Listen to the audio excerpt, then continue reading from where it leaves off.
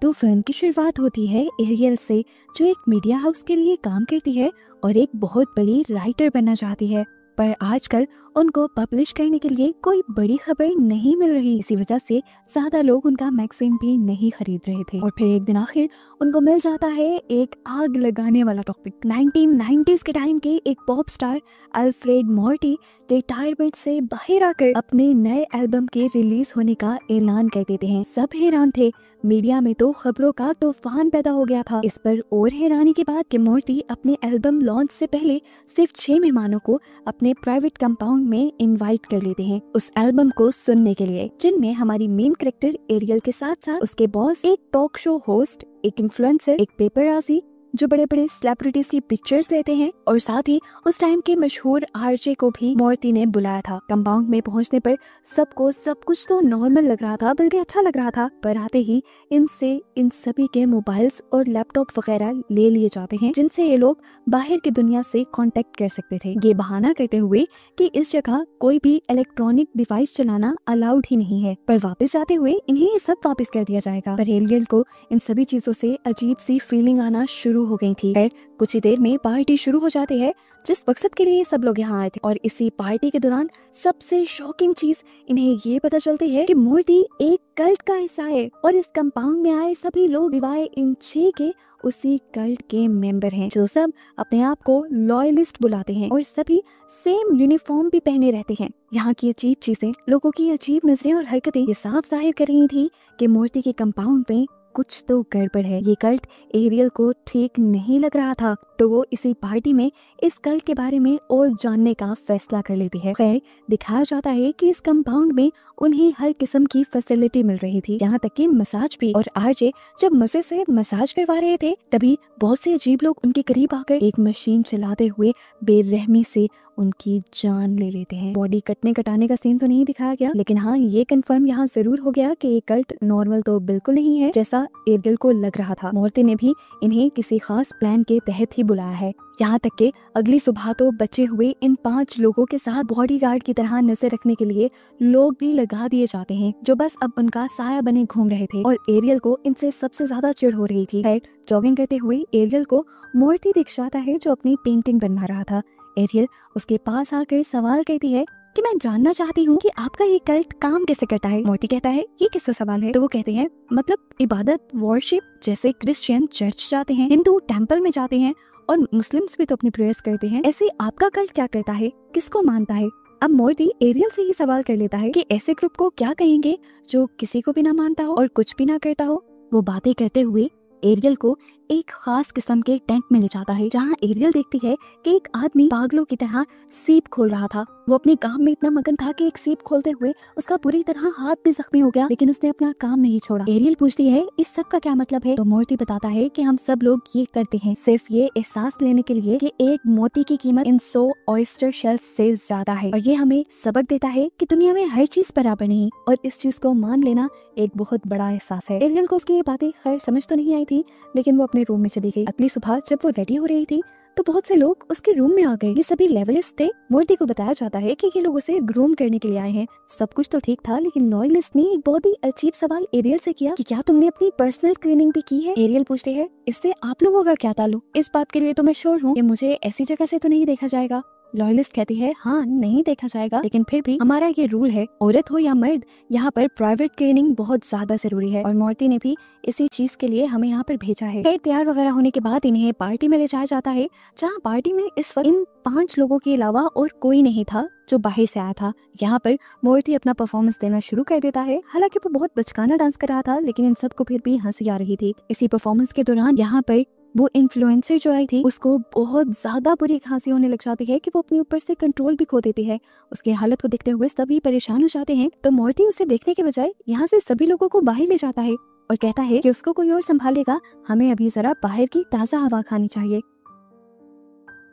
बाहर आने पर सभी लोग मिलकर लॉयलिस्ट के बारे में, यानी मॉर्टी के कल्ट के बारे में बात करने लग जाते हैं। तो मॉर्टी इन सबको बताता है कि हमारा कल्ट इस बात पे बिलीव रखता है कि कोई भी कभी भी गॉड बन सकता है। जो भी इंसान जिंदगी में पहली मर्तबा कुछ इन्वेंट करता है, कुछ इजाद करता है, तो वो हमारे लिए गॉड के बराबर है। जैसे जिसने पहली मर्तबा घोड़े को काबू करने के लिए उसकी नाल बनाई, वो भी हमारे लिए गॉड है। इनकी बातों के दौरान ही एरियल अपने बॉस को लेकर साइड पे चली जाती है और अपने बॉस से कहती है कैसा हो कि मैं इसी कल्ट के ऊपर कोई स्टोरी लिखूं और इससे हमारा मैगजीन बहुत ज्यादा हिट हो जाएगा। लेकिन उसके बॉस को एरियल का ये आइडिया कुछ ज्यादा अच्छा नहीं लगता। अभी ये लोग बात ही कर रहे थे कि एकदम से उड़ता हुआ तीर आकर एरियल के बॉस को लग जाता है।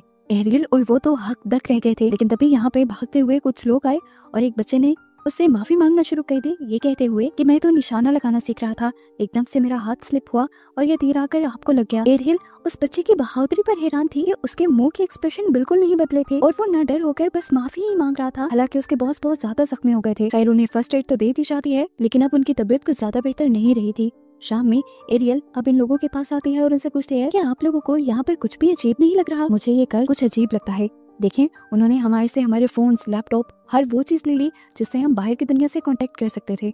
वो हम पर 24 घंटे नजर रख रहे हैं और क्या पता उन्होंने यहाँ कहीं भी कैमरास या माइक फिट किए हों और अब हमारी बातें भी सुन रहे हों। ये सारे एरियल की बात समझते नहीं, उल्टा एरियल के ऊपर ही हंसने लग जाते हैं और कहते हैं तुम्हें क्या लगता है मिस्टर मॉर्टी ने इतना बड़ा सेटअप सिर्फ इसलिए किया होगा कि वो हमारे फोन्स छीन सके? एरियल को जब एहसास होता है कि ये लोग तो कुछ समझना ही नहीं चाह रहे तो वो यहाँ से चली जाती है। लेकिन खुद उसने फैसला कर लिया था कि अब वो और यहाँ ज्यादा नहीं रुकेगी। सुबह होते ही वो अपनी गार्ड से नजर बचाते हुए अपनी खिड़की से जंप कर देती है। उसका सबसे पहला प्लान और टारगेट था अपने फोन्स को ढूंढना। उसे इसी कंपाउंड में एक अजीब सी जगह दिखती है जो कंपाउंड से जरा हट के थी। उसे लगा कि इसी के अंदर कोई राज छुपा होगा, इसीलिए वो उसके अंदर चली गई। ये जगह काफी अजीब थी, दिखने में एक बार था लेकिन यहाँ पर बहुत सारे जानवरों के कटे हुए सर और जिस्म के हिस्से रखे हुए थे, जिससे साफ जाहिर था कि ये कल्ट कोई ना कोई रिचुअल्स भी करते रहते हैं जिनमें जानवरों की कुर्बानी भी दी जाती है।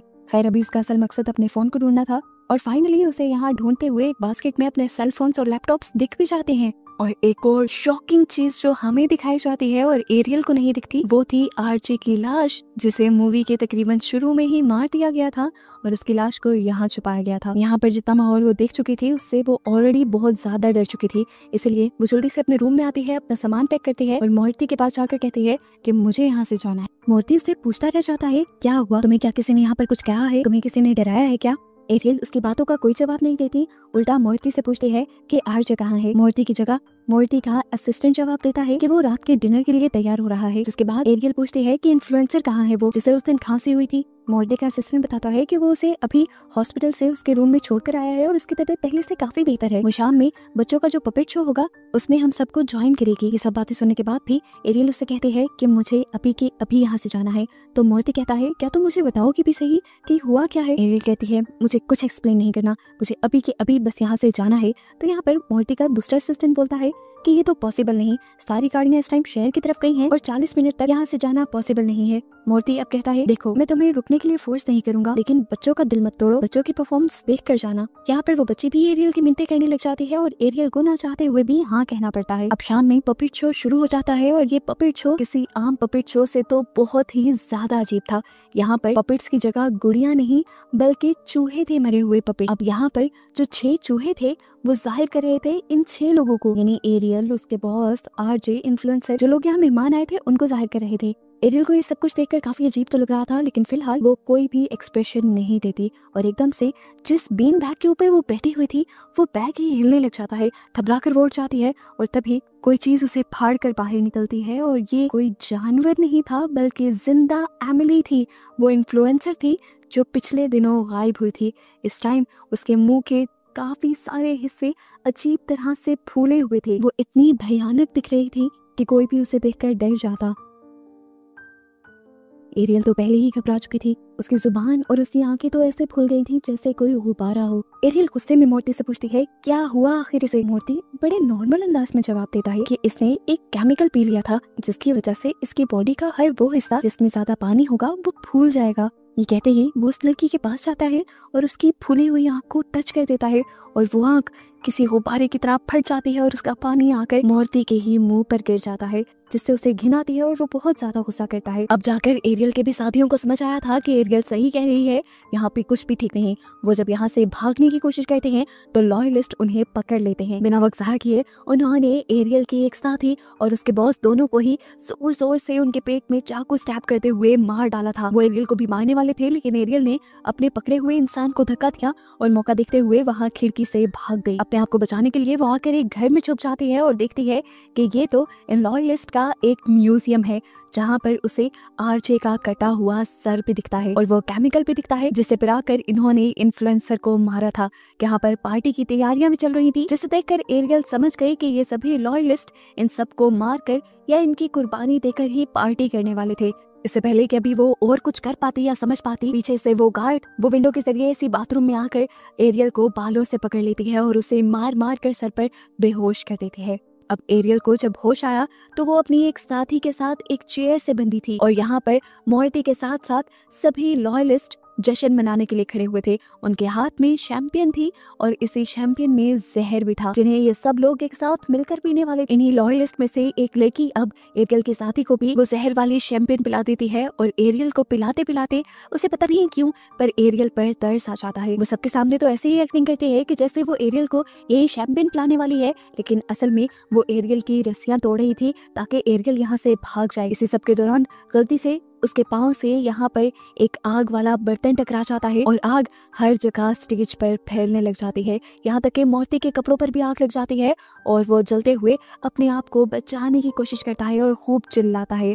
जिस दौरान एरियल को अच्छा मौका मिल गया था यहाँ से भागने का। उसे यहीं पर एक बाइक भी मिल गई थी, जिसे लेते हुए आखिर वो इस कंपाउंड से बाहर निकलकर अपनी जान बचा लेती है। अगली सुबह वो पुलिस को लेकर उस कंपाउंड में आती है। अजीब बात ये थी कि मोर्टी भागने के बजाय इसी कंपाउंड में बैठा पियानो बजा रहा था और उसने उन सभी 5 लोगों की लाशों को अपने सामने रखा हुआ था जिनको पिछले ही दिन मारा था और बाकी सभी लॉयलिस्ट वहां से गायब हो चुके थे। खैर पुलिस यहाँ पर मोर्टी को ही इन 5 लोगों के मर्डर के इल्जाम में अरेस्ट कर लेती है और फिर सीन यहाँ से कट हो जाता है और कहानी में 2 साल का वक्त गुजर जाता है। हम एरियल को देखते हैं जो अब एक बहुत ही मशहूर राइटर बन चुकी है और एक आरजे को अपना इंटरव्यू दे रही है। उसका नॉवल बहुत ज्यादा हिट हुआ है और उसके नॉवल की तकरीबन लाखों से ज्यादा सेल हो चुकी है। इस नॉवल में असल में उसने मोर्टी के कल्ट के बारे में सब कुछ लिखा था और इसी नॉवल की वजह से वो बहुत ही जल्दी मशहूर हो गई थी। इन्हीं इंटरव्यूज के दौरान एक दिन ऐसा आता है कि मोर्टी का वकील एरियल से कांटेक्ट करता है और उससे मिलने की ख्वाहिश करता है।